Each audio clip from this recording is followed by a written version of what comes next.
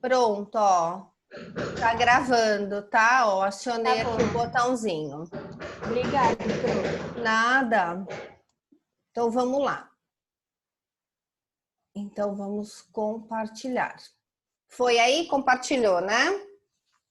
Então vamos lá. Sim. Então a gente falou, né? Voltando então, a gente falou desses conceitos na semana passada, falamos dos indicadores que a gente tem, e aí alguém me perguntou pelo chat se a forma da gente calcular o perímetro muscular braquial, ele é igual em qualquer faixa etária. Ele é igual em qualquer faixa etária, gente, tá? Então eu vou calcular dessa forma aqui para criança, para adolescente, para adulto.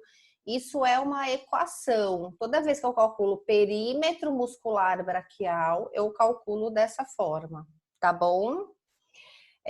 Lembrem então que a gente faz isso para a gente verificar o quanto de massa muscular a gente tem nessa região. É um indicador de força e de proteção muscular bem importante, tá? Então a forma de cálculo é igual para qualquer faixa etária. Aí a gente viu então que a gente tem os índices antropométricos, né? A gente viu em que condições basicamente eu vou ter esses índices, quais são aqueles que eu trabalho para criança, quais são aqueles que eu trabalho para adolescente, né? Então a gente contextualizou isso um pouquinho e é bem importante que vocês usem, eu vou voltar a reforçar isso, que vocês usem os indicadores corretos nas faixas etárias corretas.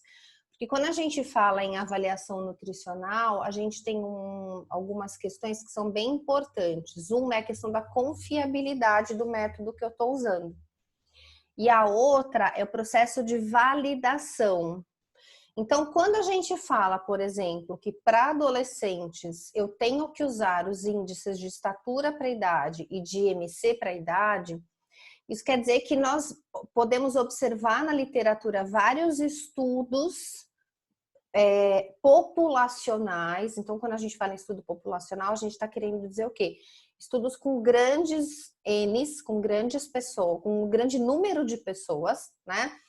Aonde eu usei esses índices e nesses estudos eu percebi que esses são os melhores para essa faixa etária. Então, esses índices, eles foram reconhecidos, eles foram validados. Então, eu tenho um peso, uma confiabilidade muito maior desta informação. E quando a gente diz, né, que eu preciso de uma informação para criar um diagnóstico, essa informação ela precisa ser a mais confiável possível. Se eu pego um dado pouco confiável, eu posso estar fechando meu diagnóstico nutricional de forma equivocada e a partir daí eu vou direcionar toda a minha conduta também de forma pouco específica. Então, nós precisamos ser muito cuidadosos com relação à escolha do método, tá bom? Então, esses índices, eles foram validados para essa faixa etária. Em qualquer esfera, né? Esfera alimentar, de exames bioquímicos, a gente precisa usar sempre parâmetros validados. A gente vai falar um pouquinho mais sobre isso hoje ainda, quando a gente falar de raciocínio dietoterápico, tá bom? Então, a gente está trabalhando sempre com os índices validados. Isso me dá um grau de confiança maior na informação que eu vou obter. Aí a gente explicou o que cada um dos índices falam, né? O que eu vou, que tipo de informação eu tenho. Vimos o Z-score, calculamos o Z-score e aí mostrei para vocês essa curva e paramos aqui. Paramos aqui, tá?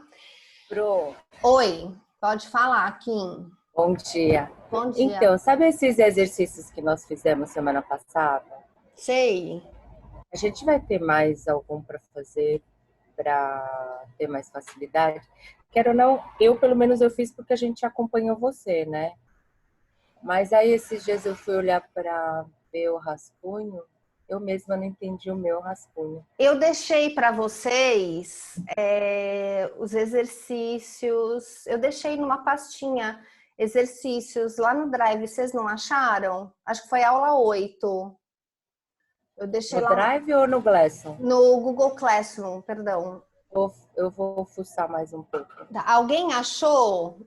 Porque aqui essa aula eu pus como Então, aula. tinha um exercício, é aquela que tinha um exercício aí tem uma outra que é só a tabelinha. É que a gente tem primeiro Ela. 3 pessoas para fazer cálculo de idade. Uhum. E depois Depois tem a gente uma tem uma outra criança e um adolescente. que tem uma tabelinha, né? É. Você mandou. Essa eu vi. Eu vou Tá mostrar de bom. novo aqui para vocês. Aí qualquer coisa a gente dá uma paradinha hoje para ver se vocês conseguem fazer. Tá bom? Mas se você mandar o vídeo da aula passada, a gente pode escutar e acompanhar e tentar fazer de novo também. Tá bom, tá bom. Eu vou dar uma olhada aqui então, Kim, tá? Porque eu não sei se gravou o vídeo da aula passada. Ele acho que deu um probleminha. Mas a gente retoma hoje. Tá bom? Essa de hoje eu tô gravando. Quando acabar aqui, eu já disponibilizo para vocês lá no Google Classroom, na aula 7 e 8, porque eu coloquei criança e adolescente junto, né?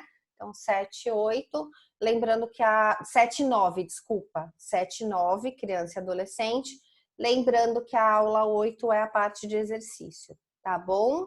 Então, vamos ver aqui se dá para a gente falar sobre esses exercícios no final. Então, olha só, gente, isso aqui foi essa tela, eu estou projetando para vocês, porque esse é um índice bem interessante que foi validado numa tese de doutorado, olha, lá em 1999, por uma nutricionista chamada Mara Valverde, e foi publicado no International Journal of Obesity em 1998. O que é esse parâmetro, né? Essa aqui é uma curva que durante muito tempo a gente utilizou, que é uma curva do CDC. A gente tem ouvido falar muito do CDC hoje em dia, Center of Disease Control, que é um centro americano que passa grande parte das informações e dos indicadores do coronavírus hoje em dia, né? Esse CDC, o link da página do CDC é cdc.gov. Ele é tipo uma Organização Mundial da Saúde, né?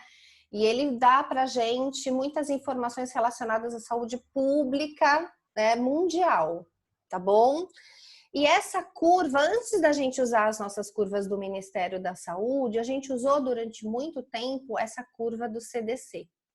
Então, o slide está nessa curva, mas a nossa forma de utilização é a mesma, usando agora, na atualidade, a curva de Ministério da Saúde. Tudo bem até aqui? Só para a gente contextualizar a imagem. Então, olha só, por que é importante a gente olhar esse indicador? Então, a gente tem na curva como um percentil maior, aqui no caso, P95, certo? Então, vamos supor que eu avalio um determinado paciente e fale assim para vocês: olha, gente, fulano de tal tem uma relação de IMC para a idade. Eu estou falando de IMC para a idade porque agora eu estou dando um exemplo de adolescente, tá? E esse exercício, esse indicador que a gente vai ver agora vale só para IMC para a idade, só. Então, eu viro para vocês e falo assim, olha, eu avaliei um adolescente e o índice de IMC para a idade dele deu acima de P95. O que isso quer dizer? O que isso quer dizer quando eu falo isso para vocês? Que ele é obeso, tudo bem? Ele está acima do máximo que a gente considera. Isso, ele está acima do máximo, né? Na classificação, ele é um obeso. Está acima do meu percentil maior. Tudo bem, mas aí a minha pergunta, né, é: obeso quanto? Não sei. Eu só sei que ele está acima, né? Agora, vocês concordam comigo que do ponto de vista de tratamento, de intervenção, a minha abordagem ela tem que ser diferente, e isso é uma coisa que vocês vão falar muito com a Mari, tá? Mas ela tem que ser diferente respeitando duas informações principais. Primeiro, eu tô falando de uma pessoa em que estágio de vida? Se eu tô falando de uma criança, se eu tô falando de um adolescente, a minha intervenção ela não pode ser tão drástica, não é verdade? Eu não posso ser tão restritiva, porque isso vai gerar um prejuízo para crescimento, para desenvolvimento, que eu não quero que aconteça, tá? Se eu tô falando de um adulto, a minha leitura é diferente. Então, primeiro ponto que eu preciso observar é obeso, tá? Mas qual é a idade? Pronto. Observo isso. Segundo, é obeso, mas é obeso quanto? Porque esse quanto que eu tô comentando dá para mim uma ideia de gravidade. Vocês concordam? Um obeso que tá aqui, por exemplo, onde eu tô marcando o cursor, é uma coisa. Um obeso que tá aqui, ó, é completamente diferente. Vocês concordam que aquele obeso grave, ele tem um risco de comorbidades associadas que é muito maior, né? Ele tem risco de ter resistência à insulina, síndrome metabólica, dislipidemias, todas as doenças que estão diretamente relacionadas a esse quadro de adiposidade. Então, a minha leitura do problema e a minha estratégia de intervenção mudam. E é para isso que existe esse índice que eu vou apresentar para vocês, tá? Esse índice ele chama índice de gravidade de obesidade. Então ele me mostra obeso quanto está essa pessoa, tá bom? Então para isso o que é que eu vou fazer? Então, eu tenho essa continha, olha, eu vou pegar o IMC atual dele, que eu calculo peso dividido pela altura ao quadrado, tá bom? Aí, suponhamos que tenha dado aqui 31, tá? Que é exatamente esse ponto, ó, 31, tá? Suponhamos que ele esteja falando de um adolescente, que se eu olhar o eixo aqui embaixo, ó, ele tem 14 anos, suponhamos que aqui seja 14 anos, tá? Eu tô subindo aqui na linha, ó. Ele tem MC de 31. Olha lá, tô cruzando aqui, tá? Ó, 31, cruzei. Ele tá aqui. Tudo bem? Ó, 31. Então, ponho aqui MC atual, 31. Dividido pelo quê? Pelo IMC que corresponde ao P95. Olha a minha linha do P95 aqui, ó. Ele não tá aqui? A idade dele não é essa? Eu só desço. Desço e vejo qual é o IMC correspondente. 27. Dividido por 27 vezes 100. E faço esse cálculo. Vou fazer esse cálculo aqui. Tá? Então, vou pegar o meu 31 dividido por 27 vezes 100. A conta dá 114,8%. Se eu multiplico por 100, é sempre um percentual. 114,8%. O que eu vou fazer então? Olha aqui, ó. Eu vou ver se ele é um obeso leve, um obeso moderado, um obeso grave. Então, se o meu valor tiver até 110%, ele é um obeso leve. Se o meu valor está entre 114% e 120%, ele é um obeso moderado. Se ele está acima de 120%, ele é um obeso grave. Então, se o cálculo que eu fiz para esse meu paciente deu 114, ele é um obeso moderado. Tá bom? Então, assim, esse indicador, gente, ele não é um indicador que vocês vão ouvir falar em Organização Mundial da Saúde, por exemplo. Tá?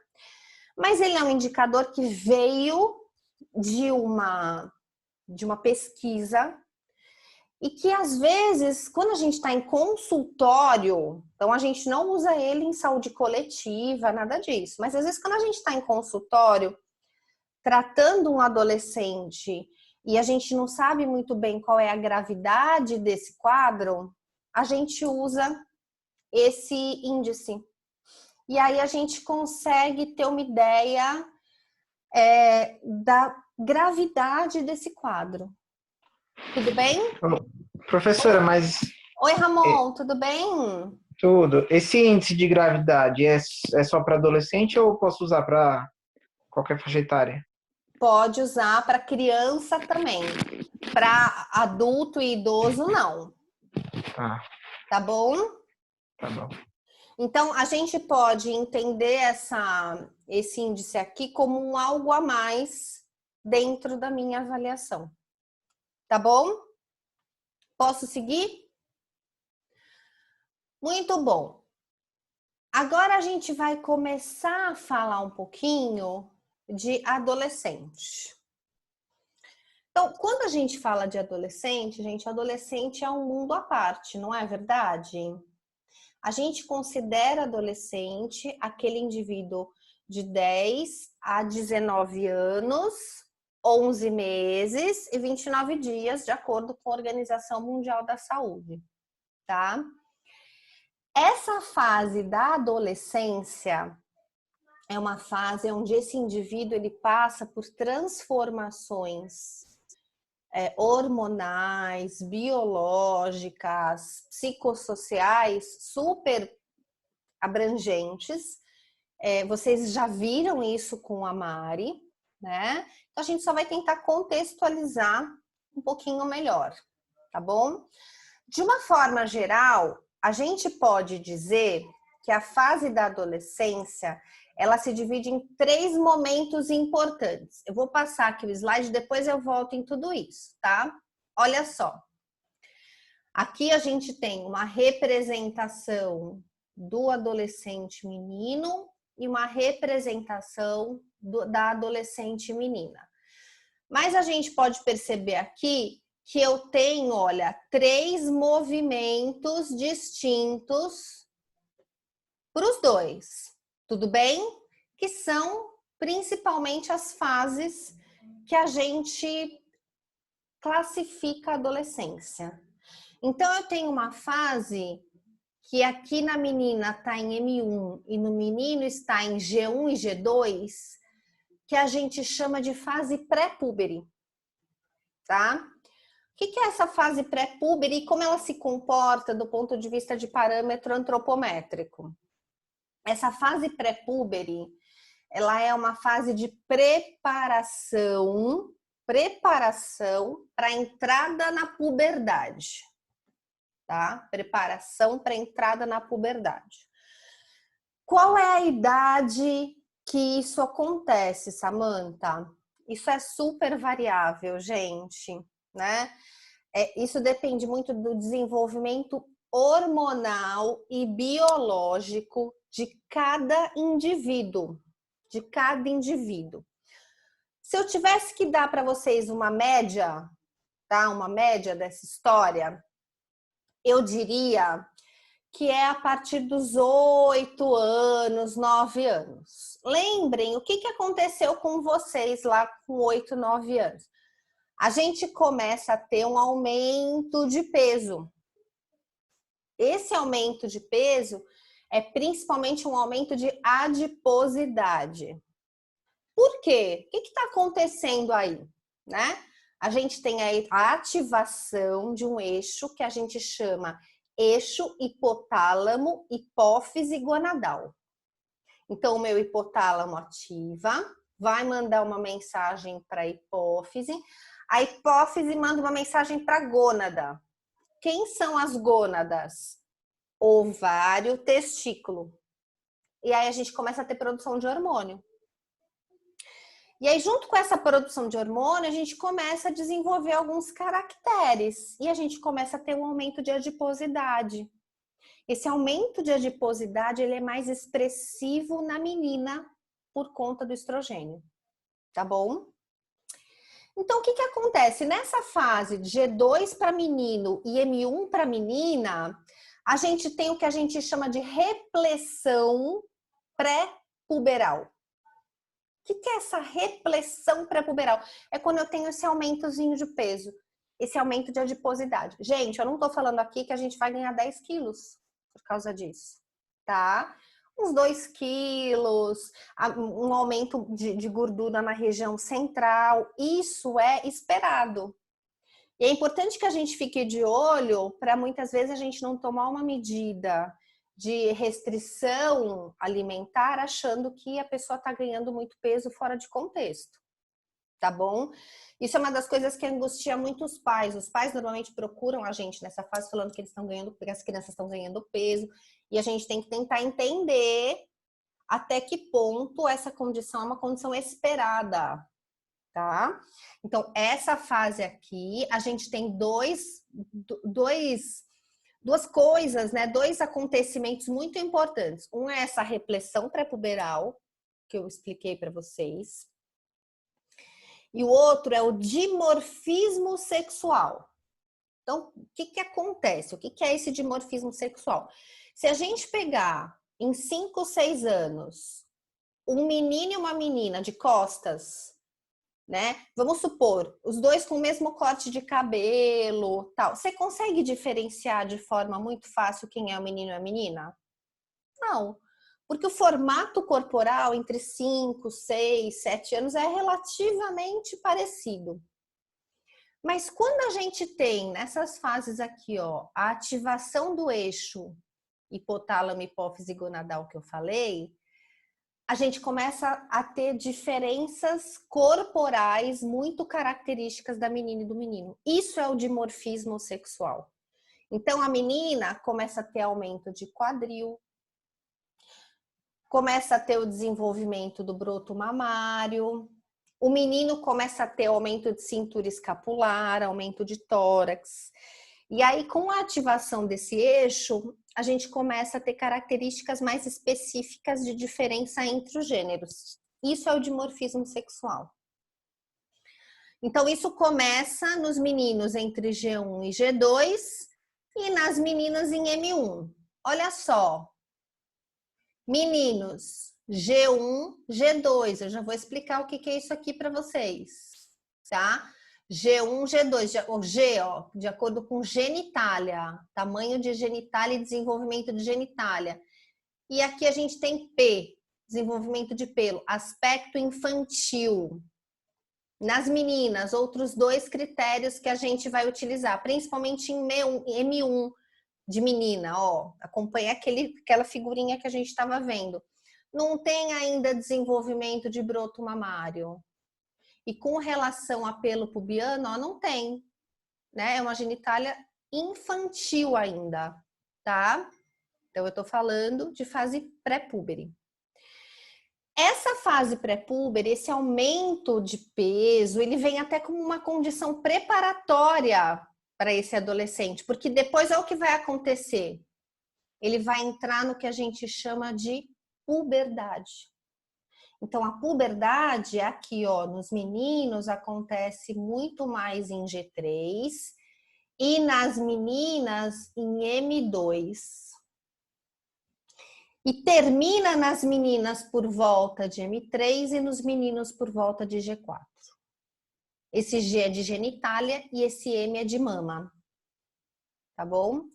Então, o que acontece? Nessa fase que eu vou chamar de fase de puberdade, é a fase onde a gente tem o pico de velocidade de crescimento. É o momento onde a gente tem maiores demandas energéticas e é o momento onde a gente tem uma mudança de indicadores antropométricos, que é a seguinte, eles começam a ter um ganho, um crescimento linear muito maior do que um ganho ponderal, do que um ganho de peso.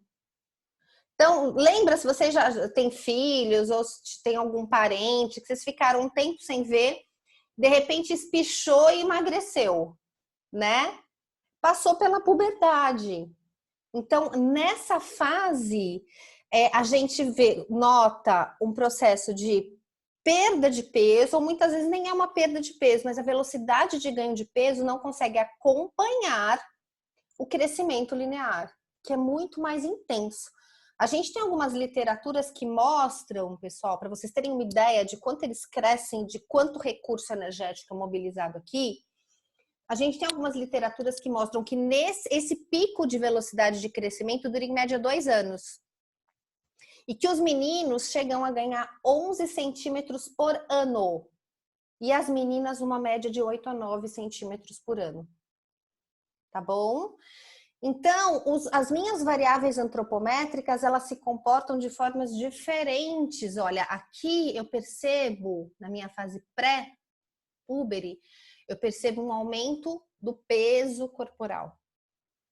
E eu tenho um processo de crescimento, claro, lembra que a gente não para de crescer, mas numa velocidade mais contida.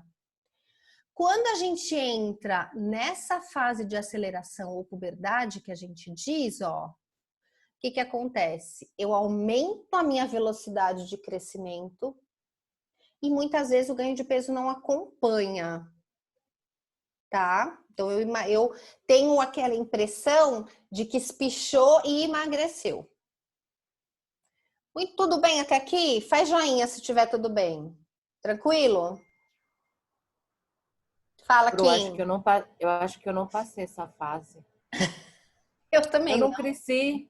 Eu não cresci. Eu também não, Kim. Fica tranquila. Eu tenho uma filha de 15 anos, Pro. Eu tenho umas fotos de 8 anos que ela tem pavor. Toda vez que eu falo para ela fazer alguma coisa, eu ameaço ela que eu vou pôr na rede social as fotos de 8 anos dela. Porque é uma bola. Ela Tudo para os teve a lados. reflexão Todinha. e espichou. Aí espichou. Aí agora tá bem. É Mas eu falo que eu vou mostrar essas fotos, ela fica doente. Então, é Mas super importante a gente saber fazer essa leitura, gente, até para acalmar um pouco os pais, porque os pais às vezes são os maiores incomodados. A criança ela nem tem muita ideia. Tô falando criança porque acontece 8 anos antes de ser efetivamente um adolescente, né? A criança nem tem muita noção do que está acontecendo. Às vezes a angústia parte do pai, da mãe, vai, tá ganhando muito peso, tal. Peraí, o que é ganhar muito peso? Vamos ver a curva, vamos construir o histórico, vamos ver o momento biológico que tá, para a gente conseguir saber se isso é uma preparação para o estirão, tá? Então, olha só, gente. Então, acelerou.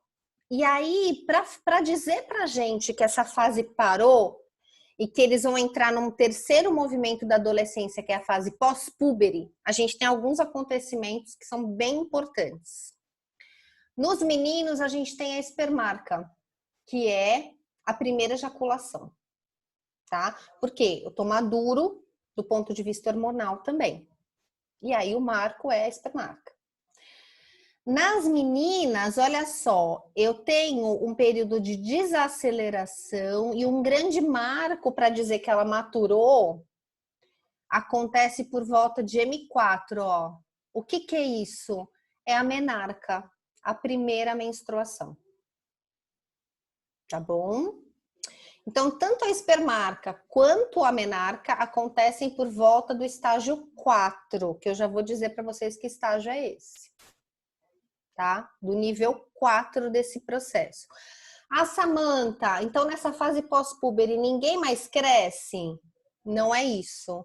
Eu tenho uma desaceleração importante, olha só, eu desacelerei.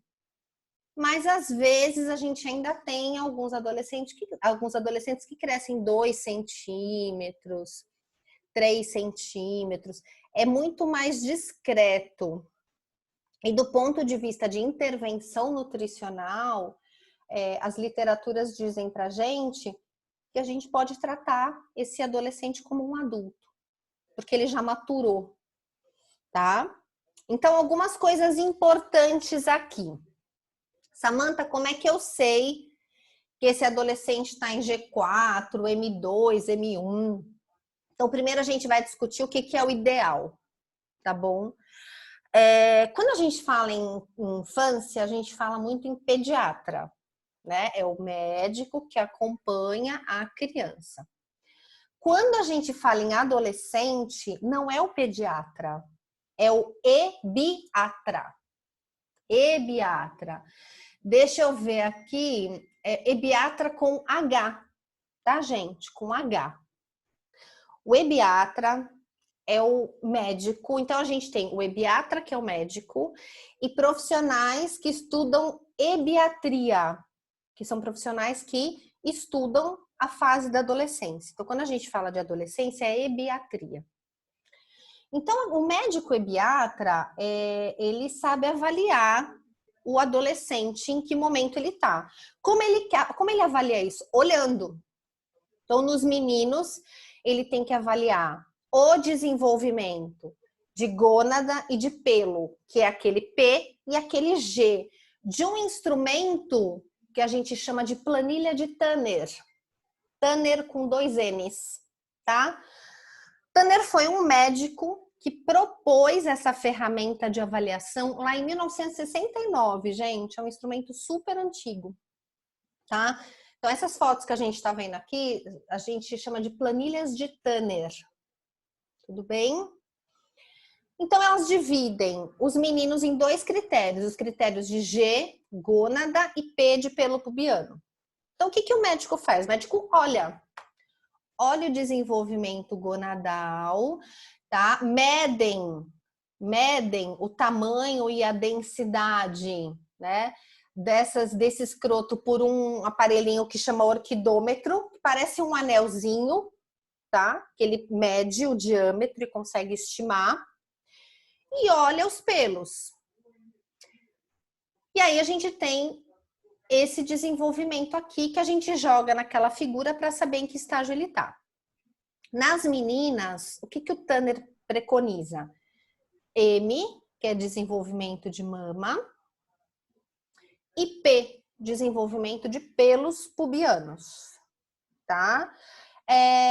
Percebam, quando a gente fala de P, o estágio 5 é o estágio máximo de desenvolvimento. A gente tem consenso com relação a isso. Mas quando a gente fala de mama, não existe consenso. Não existe consenso em que sentido? A gente tem algumas literaturas que dizem que a mulher, ela só vai chegar em M5 depois de lactação.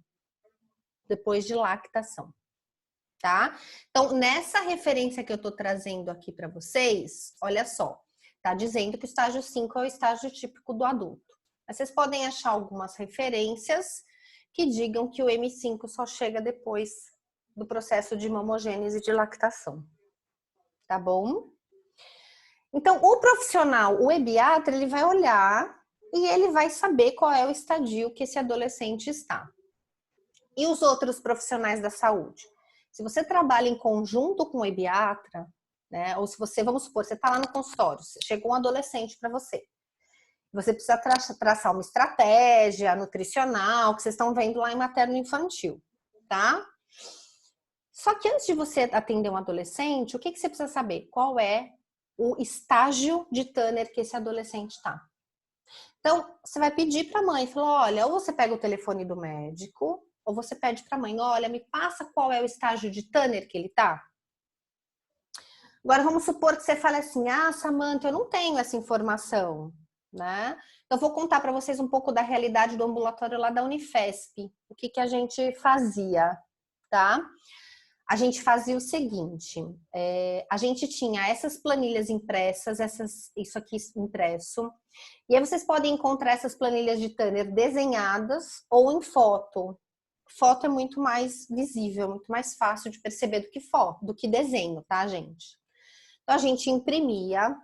Quando a gente atendia esse adolescente, no final da consulta, depois que você já tinha quebrado o gelo, que você já tinha conseguido conversar com o adolescente e tal, o que a gente fazia? A gente falava, olha mãe, olha fulano, né, o adolescente e tal, agora a gente vai te mostrar umas fotos, eu preciso que você se identifique nessas fotos, faça um xizinho, se for na menina a gente pedia para fazer um xizinho no M, se fosse o menino né, no G, enfim, nos indicadores correspondentes. Então a gente mostrava a planilha impressa, dobrava, deixava uma caneta e saía da sala, tá? Eticamente, a gente tem uma série de cuidados que precisam ser tomados. Então, a gente explica isso na frente dos pais, explica a relevância disso na frente dos pais e a gente faz um processo de autoavaliação, tá? A gente mostrava, saía da sala, depois que o adulto falava, olha, quando você terminar, você me chama.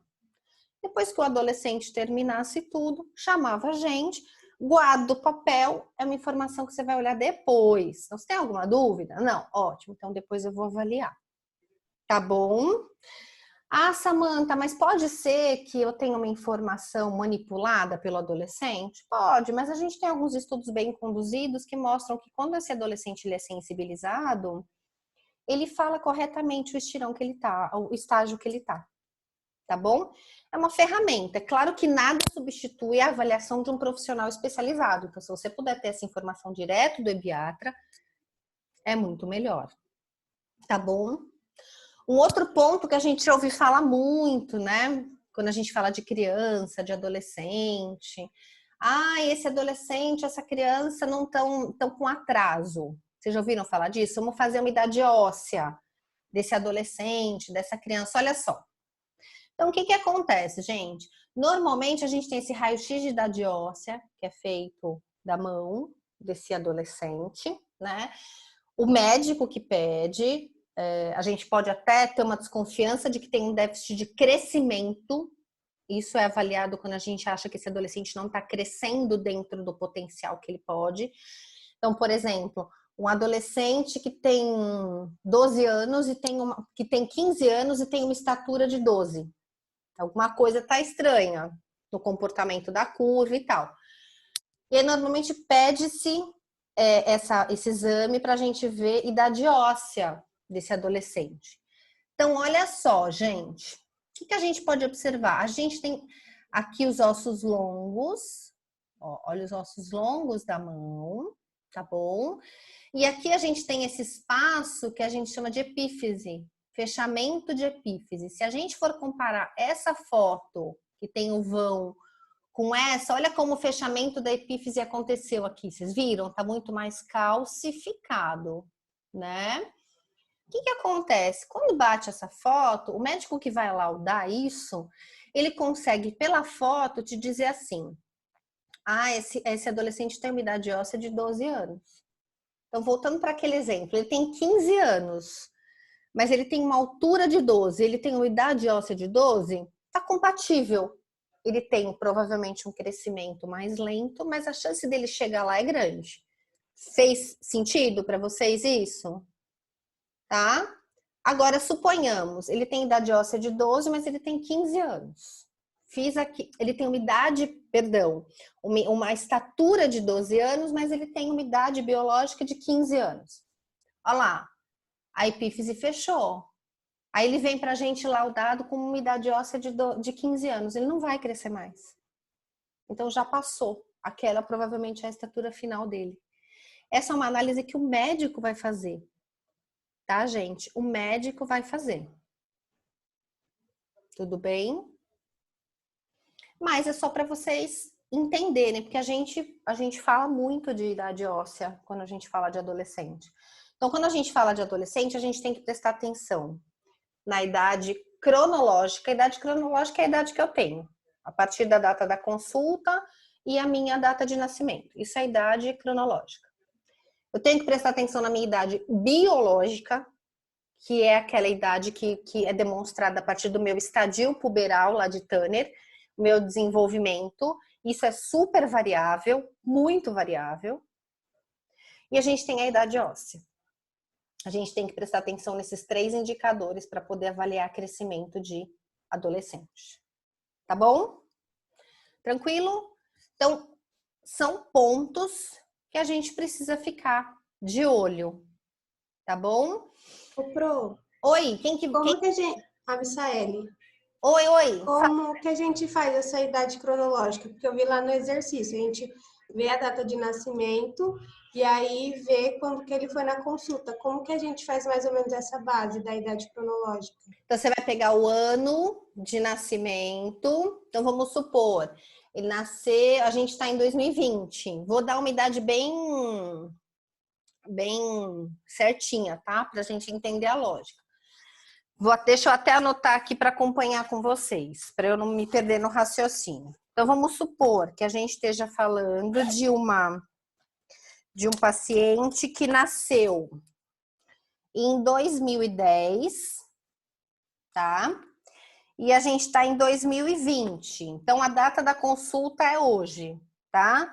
Então, 22 de abril de 2020. E ele nasceu no dia 20 de abril de 2010. Tá bom? Então, olha só. Se eu for olhar, primeiro começando pelo ano, o raciocínio é sempre esse. Primeiro começando pelo ano. Faz 10 anos, não faz? Sim. Tudo bem? Faz 10 anos. Se eu for olhar agora pelo dia, ele nasceu dia 20. Hoje é dia 22, então já completou 10 anos. Perfeito? Sim. Só que além disso, ele tem quantos dias a mais? 2. 2 dias a mais. E o mês é o mesmo. Então ele tem 10 anos e 2 dias. O raciocínio é sempre esse. Tá bom? Sim. Entendeu? Sim. Então tá joia. Aí aqui, gente, nesse caso, se tivéssemos no mês de maio, seria 10 anos, 1 mês e 2 dias? Isso, se ele tivesse no mês de maio, por exemplo, 10 anos, 1 mês e 2 dias. Tá? E aí eu posso transformar isso, por exemplo, tudo em dia, tudo em ano, tá? Então, ó, 10 anos, 1 mês e 2 dias. Ou, por exemplo, 10 anos e 30. Vamos ver, abril tem quantos dias? Tem 31? Ou tem 30? Tem 30. 1 ano e 32 dias. Por quê? Porque abril tem 30 dias mais 2. 32 dias. Tá bom? A gente vai fazer os exercícios para treinar um pouco isso, porque eu preciso dessa informação para jogar na curva, né? Tá? Olha só, gente, aqui eu tô colocando para vocês uma outra informação, eu não vou me aprofundar nisso, é só para trazer uma questão importante para vocês. Dentro de avaliação nutricional, e aí vocês vão ver isso em avaliação nutricional no próximo semestre, a gente tem também como um dos critérios exames bioquímicos, né? E como a gente está falando de adolescente, eu abro um parênteses aqui para adolescente, né? Olha só, gente, adolescente, para alguns parâmetros bioquímicos, a gente tem um ponto de corte diferente. Então, vamos supor, se eu estou avaliando colesterol do meu adolescente, eu preciso entender que para adolescente eu tenho pontos de corte diferentes. Então, toda vez que você vai olhar parâmetros, eu vou avaliar parâmetro de idoso, eu vou avaliar parâmetro de adolescente. Eu preciso pensar se esse parâmetro tem um critério diferente para a faixa etária que eu estou trabalhando. Tá bom? E eu preciso pensar nisso a hora que eu recebo um laudo de um laboratório. Então, vamos supor, esse adolescente X aqui fez um exame de dosagem de colesterol num laboratório XYZ lá. Veio para mim o laudo. E aí, todo mundo já viu o laudo de laboratório, né? Tem lá o ponto de corte e tem o valor. Esse ponto de corte que eles estão colocando é um ponto de corte específico para faixa etária? Porque a gente tem muito laboratório que coloca ponto de corte para adulto. Se você está trabalhando com adolescente, você vai ter que buscar a classificação e avaliar a partir dela. Tá? Isso é super importante, gente. E aí, aqui, algumas questões aqui que vocês vão discutir com a Mari, né? Só coloquei uma tabelinha de recomendações aí nutricionais para adolescentes de acordo com as DRIs. Tudo bem? Agora, pessoal, eu vou comentar com vocês uma coisa agora que tem que ser o norteador de vocês para sempre quando a gente pensa em avaliação nutricional, que é uma coisa que a gente vai começar a treinar muito nos exercícios, tá? Quando a gente fala em avaliação nutricional, voltando lá para nossa primeira aula, a gente já viu que a gente faz avaliação nutricional com o objetivo de fechar diagnóstico. E eu preciso fechar esse diagnóstico para estabelecer as minhas estratégias, né? Muito bem. Então, essas etapas, elas são antropometria e composição corporal, exames bioquímicos, a parte alimentar e sinais clínicos, que é semiologia. Então, eu tenho 4 etapas. A gente está vendo na nossa disciplina uma das etapas. Então, a partir dos exercícios, a gente vai começar a fechar aqui agora o que a gente chama de diagnóstico nutricional parcial. Parcial. Levando em consideração só um aspecto. Só um aspecto. À medida que a disciplina de avaliação nutricional for evoluindo, vocês vão aprender a avaliar diagnóstico nutricional parcial dietético, parcial bioquímico e parcial semiológico. Depois que eu tenho esses 4, eu consigo fechar o que a gente chama de diagnóstico nutricional final. Tá? Então, o que a gente vai começar a construir agora, pelos exercícios, é só uma etapa. É só o que a gente chama de diagnóstico parcial, baseado em parâmetros antropométricos. Então, a gente está vendo só uma parte do diagnóstico desse indivíduo. Certo? Até aqui, alguém tem alguma dúvida? Não? Então, agora, o que eu vou compartilhar com vocês? E eu queria saber se vocês viram isto. Vocês viram esses exercícios que eu coloquei? Viram? Vocês fizeram? Não? Tem alguém que fez? Se tiver alguém que fez, fala para mim. Você mandou muito tarde pro... Então a gente vai fazer Quando eu assim. vi, já estava tarde. Então eu vou fazer assim. Eu vou deixar esse e eu vou fazer para vocês um caso mais complexo. A gente vai aumentando o nível de complexidade. Agora eu vou explicar o que vocês vão fazer nesse, tá? E aí eu vou colocar um com um grau de complexidade um pouquinho maior, para a gente poder ir desenvolvendo esse raciocínio, tá? E vou contextualizar uma outra coisa que eu acho importante aqui para vocês. Então, todo mundo aqui tá vendo a minha tela? Tá. Então, esse primeiro é para a gente praticar a idade, tá? Eu tô deixando aqui para vocês já as respostas. Então, vou pedir para vocês calcularem. Se vocês tiverem dúvidas, a gente tira. Então, olha só. Eu tenho uma pessoa que tem uma data de nascimento de 5 de março de 1998 e passou em consulta 20/9/2012.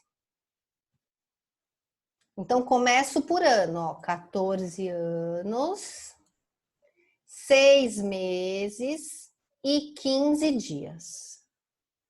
Só que a gente não vai trabalhar essas 3 leituras, ó.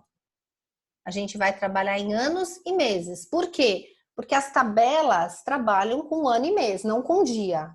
Então, a gente precisa trazer de forma prática, de forma mais prática, esse conceito de dias para essa medida.